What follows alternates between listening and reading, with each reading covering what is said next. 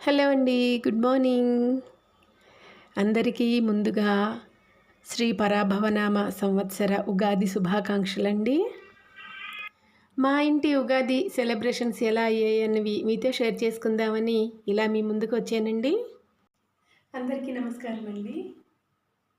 వసంతం మీ ముంగిట్లో రంగవల్లికలు దిద్దాలని, కోకిల మీ ఇంట అతిథిగా రావాలని, చిగురించే కొత్త ఆశలు మీ గుమ్మానికి తోరణాలు కట్టాలని మనస్ఫూర్తిగా కోరుకుంటూ, తెలుగు వత్సరాది ఉగాది, తెలుగువారి తొలి పండుగ ఉగాది, మీకు మీ కుటుంబ సభ్యులకు శ్రీ పరాభవనామ సంవత్సర ఉగాది శుభాకాంక్షలు.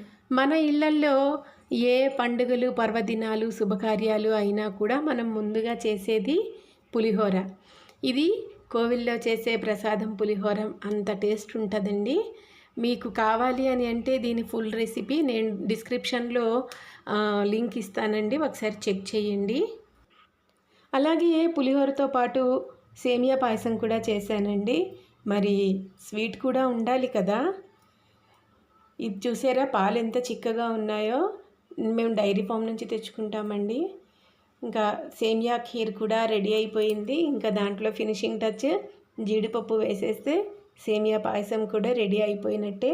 మరి నా వీడియోస్ మీకు నచ్చినట్లయితే ప్లీజ్ ఒక్క లైక్ ఇవ్వండి, అలాగే ఛానల్ని సబ్స్క్రైబ్ చేసుకోండి. ఇక్కడ పప్పు అయితే రుబ్బుతున్నానండి మినపగారెలు చేయడం కోసమని. ఇదిగోండి, గారెలు కూడాను రెడీ అయిపోతున్నాయి. చక్కగా ఇట్లా చేతికి కొంచెం అరచేతికి నీళ్ళు అద్దుకొని దాంతో ఇలా గారెలను వేసుకోవచ్చండి. ఇంకా నా సైడ్ నుంచి ఒక చిన్న రిక్వెస్ట్ అండి, మీకు వీడియో కనుక నచ్చినట్లయితే ప్లీజ్ ఒక్క లైక్ ఇవ్వండి. నా నుంచి ఎలాంటి వీడియోస్ కావాలన్నవి కామెంట్ సెక్షన్లో కామెంట్ చేయండి.